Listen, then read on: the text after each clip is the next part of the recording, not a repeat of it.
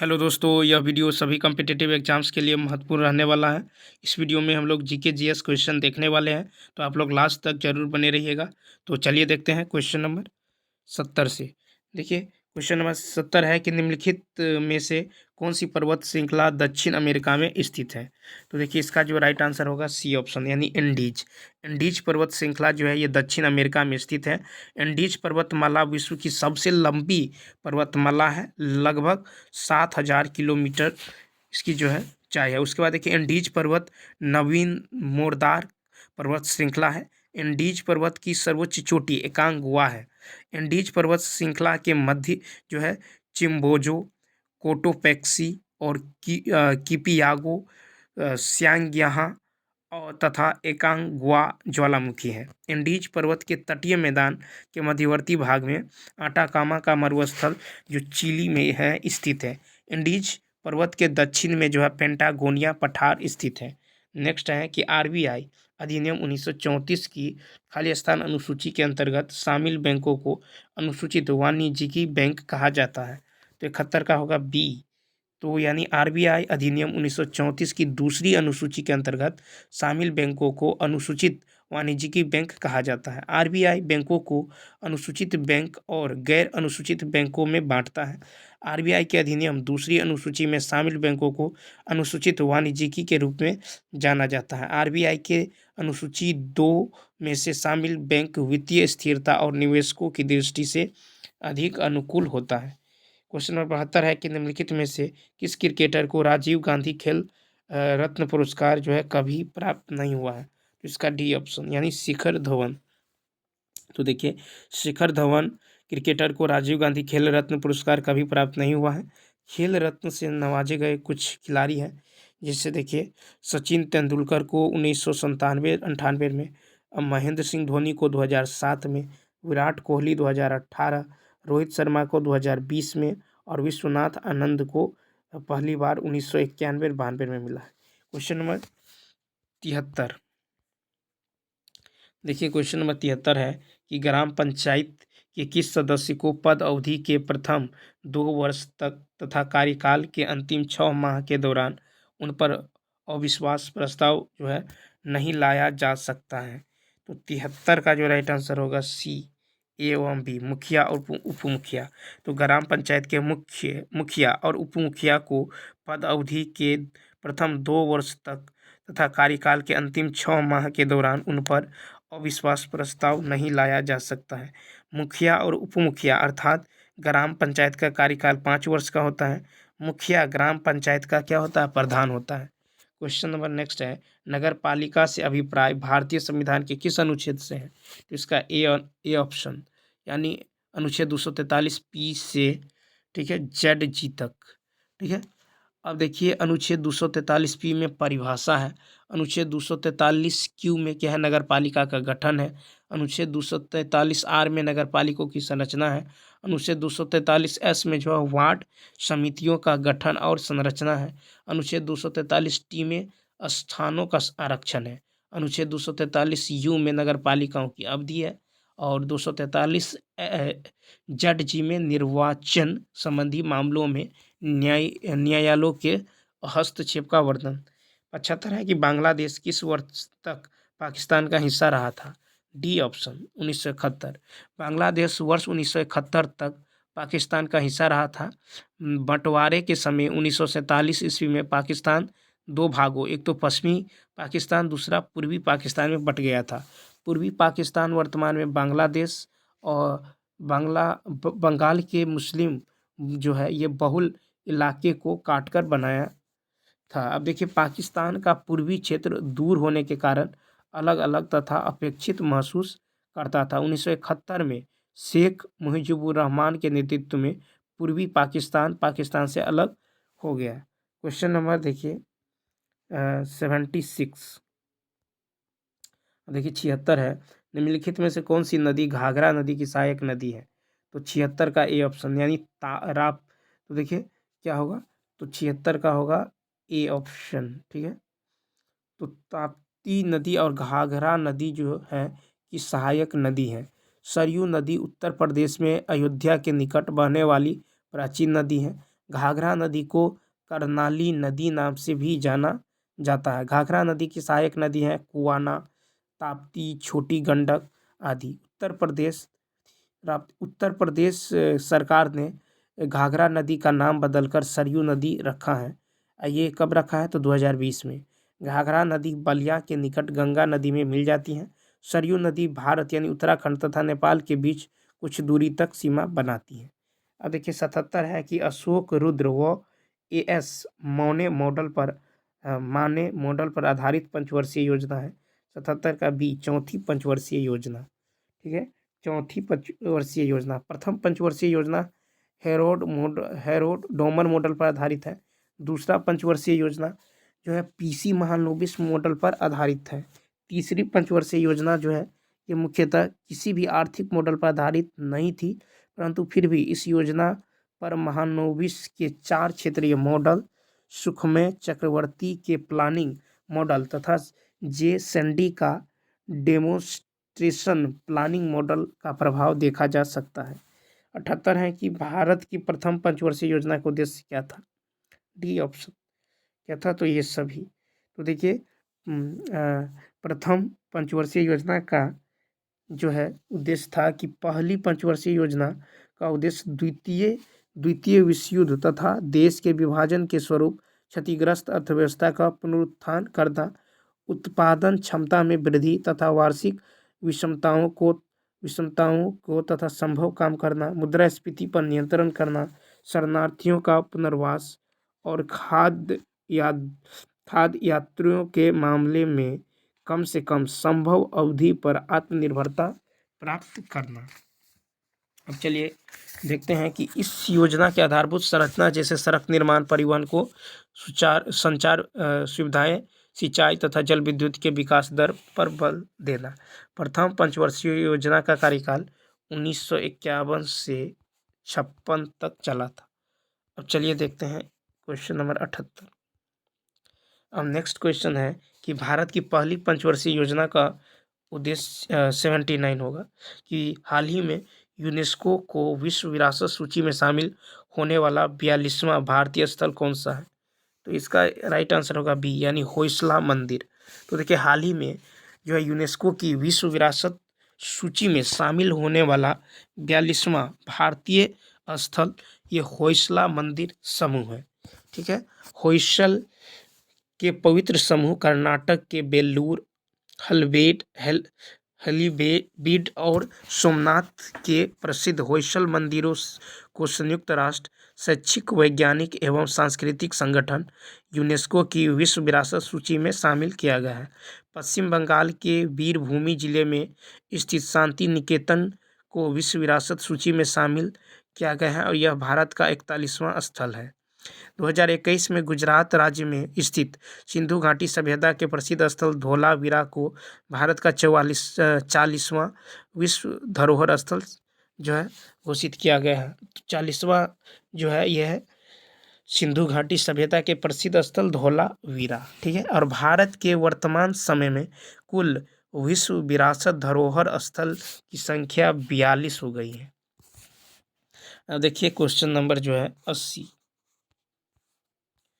Question number 80 है कि Oscar पुरस्कार 2023 में सर्वश्रेष्ठ अभिनेता का अवार्ड किसने जीता है? तो 80 का जो राइट आंसर होगा ए ऑप्शन यानी ब्रेंडन फ्रेजर। तो देखिए ऑस्कर पुरस्कार 2023 में सर्वश्रेष्ठ अभिनेता का अवार्ड ब्रेंडन फ्रेजर दी वेल ने जीता है। 95वां अकादमी पुरस्कार ब्रेंडन फ्रेजर को उनकी फिल्म दी वेल के लिए सर्वश्रेष्ठ अभिनेता की श्रेणी में ऑस्कर जो है अवार्ड दिया गया है। ठीक है, अब देखिए कि भारतीय फिल्म RRR के गाने नाटू नाटू ने इतिहास रच दिया।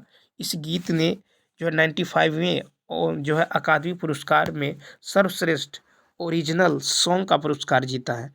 Film everything everywhere all at once में शानदार अभिनय के लिए मिशेल येह ने 95वें अकादमी पुरस्कार में सर्वश्रेष्ठ अभिनेत्री का पुरस्कार जीता है। भारत की दी एलिफेंट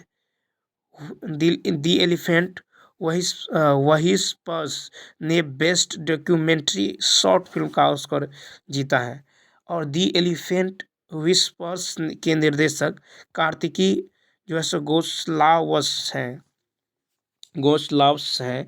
अकादमी पुरस्कार या ऑस्कर पुरस्कार का आयोजन पहली बार वर्ष 1929 में किया गया था। 81 है कि भारत की पहली क्षेत्रीय एआई न्यूज एंकर लिसा को कहाँ लॉन्च किया गया, तो इसका सी ऑप्शन यानी ओडिशा में।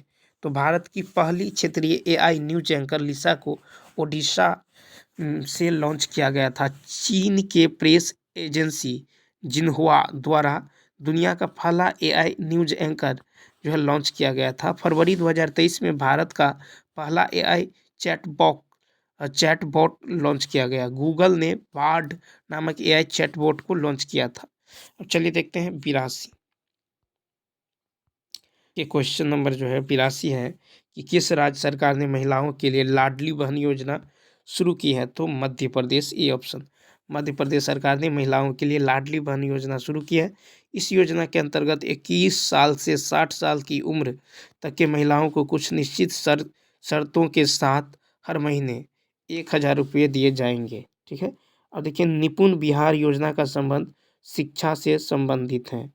और देखिए लाडली बहना योजना का मुख्य उद्देश्य महिलाओं को आर्थिक रूप से आत्मनिर्भर बनाना, उनके स्वास्थ्य और पोषण की स्थिति में सुधार लाना एवं परिवार के फैसलों में उनकी भूमिका निभाना है। ठीक है। उसके बाद देखिए कि आपकी बेटी योजना ये राजस्थान से शुरू किया गया है। न्यूनतम आय की गारंटी विधेयक विधानसभा में पारित करवाने वाला देश का पहला राज्य राजस्थान बन गया है। अब चलिए देखते हैं क्वेश्चन नंबर जो है 83 कहता 111वें स्थापना दिवस बिहार दिवस 2023 की थीम विषय क्या था, तो इसका राइट आंसर बी ऑप्शन यानी युवा शक्ति बिहार की प्रगति। 111वां जो है स्थापना दिवस बिहार दिवस 2023 की थीम जो है युवा शक्ति बिहार की प्रगति था। बिहार दिवस 22 मार्च को मनाया जाता है। हर साल 22 अप्रैल का दिन विश्व पृथ्वी दिवस मनाने के रूप में मनाया जाता है। बिहार में 26 नवंबर को अंतर्राष्ट्रीय नशा मुक्ति दिवस मनाया जाता है। अब देखिए 84 क्वेश्चन नंबर 84 है कि भारत के राष्ट्रीय चिकित्सक दिवस किसके सम्मान में मनाया जाता है। 84 का ए ऑप्शन यानी विधान चंद्र रॉय। ठीक है। तो 84 का भारत में राष्ट्रीय चिकित्सा दिवस विधान चंद्र रॉय के सम्मान में मनाया जाता है। विधान चंद्र रॉय को और सभी डॉक्टर्स को सम्मान देने के उद्देश्य से दिया जाता है। इनका जन्म 1 जुलाई 1882 को बिहार के पटना में हुआ था। विधान चंद्र रॉय को आधुनिक पश्चिम बंगाल का निर्माता माना जाता है। उन्हें 1961 में भारत के सर्वोच्च सम्मान भारत रत्न से सम्मानित किया गया है। ठीक है। अब देखिए 85 है कि राष्ट्रमंडल खेल 2022 में भारत ने कितने स्वर्ण पदक जीते हैं, तो 85 का देखिए बी ऑप्शन यानी 22। तो राष्ट्रमंडल खेल 2022 में भारत ने 22 स्वर्ण पदक जीते हैं। कॉमनवेल्थ गेम्स 2022 में भारतीय एथलीटों ने कुल 61 पदक जीते हैं, जिनमें 22 स्वर्ण पदक, 16 रजत पदक और 23 जो है कांस्य पदक जीते हैं। ऑस्ट्रेलिया जो है 67 स्वर्ण, 57 रजत और 54 कांस्य, कुल जो है 178 पदक जीते हैं। कॉमनवेल्थ गेम 2022 में जो है पहला स्थान पर रहे हैं। अब देखिए कि भारतीय एथलीटों ने 1934 में कॉमनवेल्थ गेम्स में, ठीक है, कॉमनवेल्थ गेम में डेब्यू किया है। ठीक है। अब देखिए कि महान धावक मिल्खा सिंह राष्ट्रमंडल खेलों में स्वर्ण पदक जीतने वाले पहले भारतीय बने हैं। और निशानेबाज जसपाल राणा राष्ट्रमंडल खेलों में सबसे सफल भारतीय एथलीट है, जिन्होंने 15 पदक जीते हैं, जिनमें 9 जो है स्वर्ण, 4 रजत और 2 कांस्य पदक। अब चलिए देखते हैं क्वेश्चन नंबर जो है नेक्स्ट। देखिए ये मैथ का है तो इसे छोड़ेंगे, आगे चलिए। तो आगे जाएंगे यहाँ से, यानी क्वेश्चन नंबर 101। ठीक है, क्वेश्चन नंबर 101।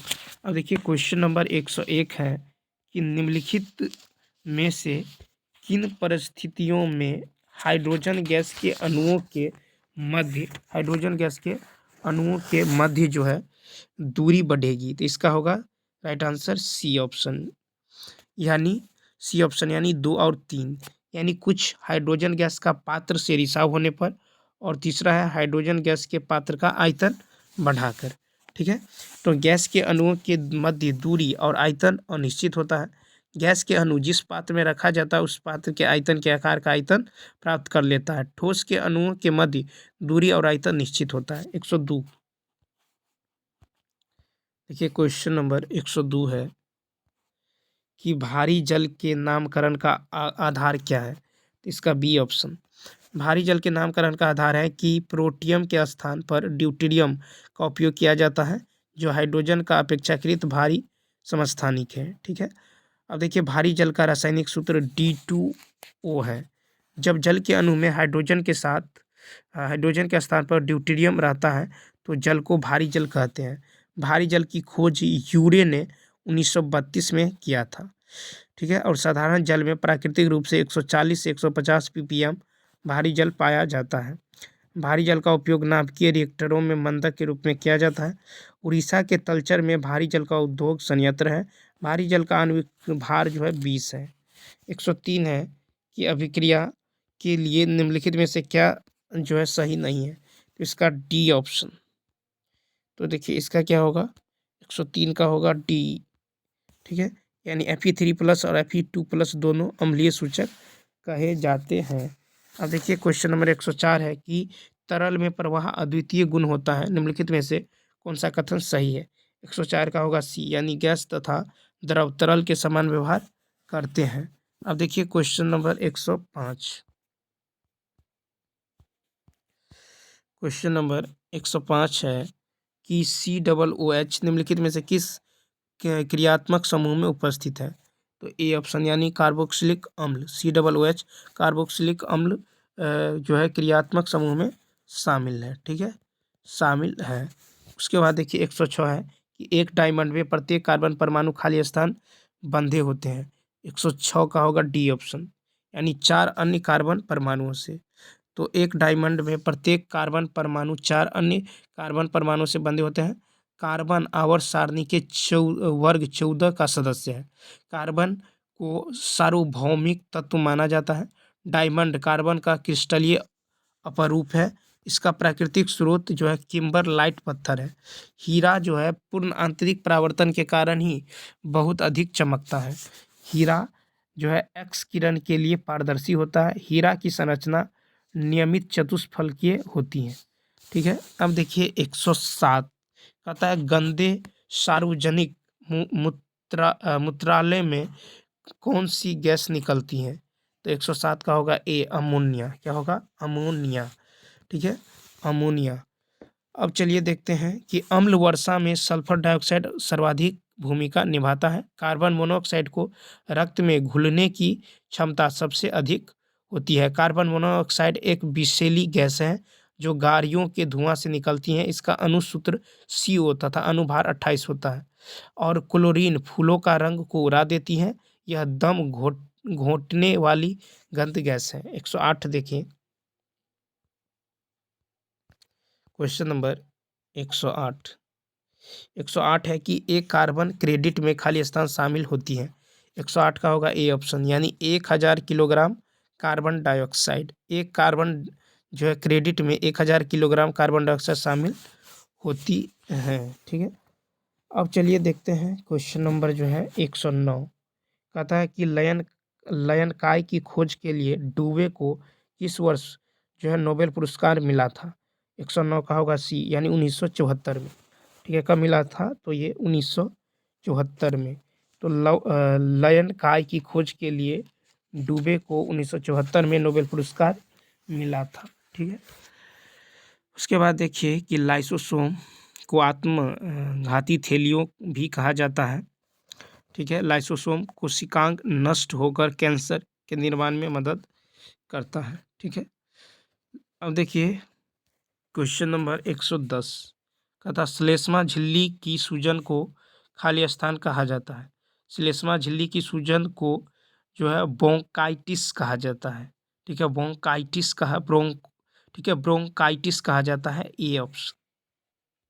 ठीक है, ब्रोंकाइटिस को श्वास नली प्रभावित करता है। और हेपेटाइटिस जो है ये विषाणु जनित रोग है, यह यकृत की कोशिकाओं को प्रभावित करता है। और आइराइटिस आँख के मध्य झिल्ली में सूजन के कारण उत्पन्न होता है।